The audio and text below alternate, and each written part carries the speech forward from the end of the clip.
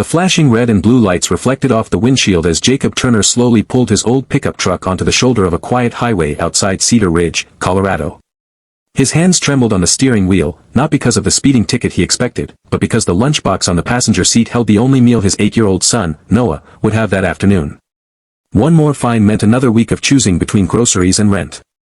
As the police officer approached, notebook in hand, neither of them knew that the next 10 minutes would completely change both of their lives. Before we continue, if you believe kindness still exists, that people deserve second chances, and that one small act can change someone's future, please take a moment to like this video, leave a comment, share it with someone you care about, and subscribe to the channel. Your support helps us continue sharing stories that remind the world that compassion still matters. Officer Rachel Collins had been on patrol since sunrise. She had already dealt with reckless drivers, angry motorists, and endless paperwork. When she looked into Jacob's truck, she expected another excuse.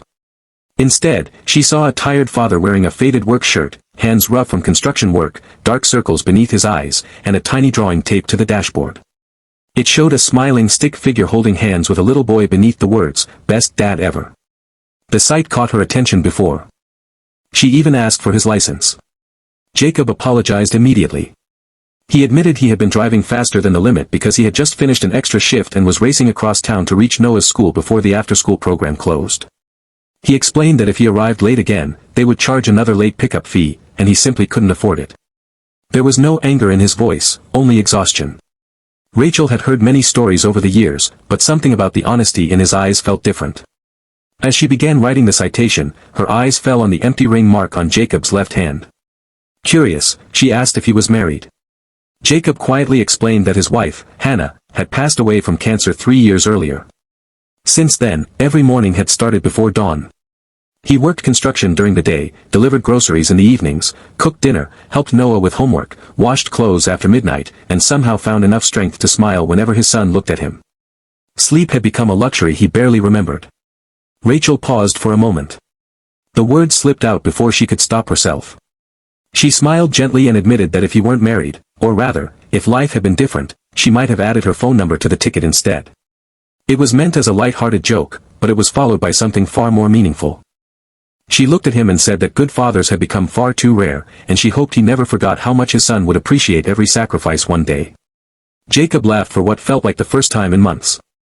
It wasn't a loud laugh, but it carried years of buried sadness. Someone had finally noticed the effort instead of simply judging the mistakes. Rachel returned to her patrol car, looked at the unfinished citation, and thought about her own father, who had raised her alone after her mother left. She remembered the nights he skipped dinner so she could eat, the shoes he wore until they had holes because buying her school supplies mattered more. She quietly tore up the ticket, walked back to Jacob's truck, and handed him only a written warning. She told him to drive safely because Noah needed him far more than the city needed another traffic fine. Jacob thanked her repeatedly before driving away, unaware that Rachel continued thinking about him long after his truck disappeared around the bend. That evening, while eating peanut butter sandwiches at their small kitchen table, Noah asked why his father looked happier than usual. Jacob simply smiled and said that sometimes strangers reminded us that we weren't fighting alone. The story could have ended there. But kindness has a strange way of multiplying. A few days later, Rachel happened to stop by the community center where local families collected donated school supplies. There she unexpectedly saw Jacob again, this time volunteering after finishing work. Despite having almost nothing himself, he was helping elderly residents carry food boxes to their cars and repairing broken shelves without accepting a single dollar. Watching quietly from a distance, Rachel realized the man she had almost found wasn't just surviving. He was serving others while carrying burdens most people would never understand. She introduced him to a nonprofit organization that partnered with struggling single parents across Colorado. They helped Jacob receive assistance with childcare, school supplies, and transportation repairs. Within weeks, his old pickup truck was repaired through donated labor from local mechanics. Noah received a scholarship for an after-school science program he had always dreamed of joining. For the first time in years, Jacob wasn't constantly choosing which bill to delay. Months passed, and friendship slowly grew between Rachel and Jacob. There was no rush, no dramatic romance, only two adults who understood loss, responsibility, and healing. Rachel often joined Noah and Jacob for community volunteer events, where they packed food for homeless veterans and planted trees in neighborhood parks. Noah adored her because she never tried to replace his mother. Instead, she honored Hannah's memory by encouraging Noah to tell stories about her whenever he wanted. One spring afternoon, during a community picnic, Noah handed Rachel a handmade card. Inside, written in uneven handwriting, were the words, "Thank you for giving my dad his smile back." Rachel quietly wiped away tears before anyone noticed. She finally understood that the greatest thing she had ever done while wearing her badge wasn't making arrests or writing citations. It was recognizing someone's invisible struggle before passing judgment. Jacob often thought back to that afternoon on the roadside. A traffic stop he had dreaded became the turning point that restored his hope. Not because someone ignored the law, but because someone balanced justice with compassion and remembered that every person carries a story hidden beneath the surface. Years later, Noah graduated from high school with honors.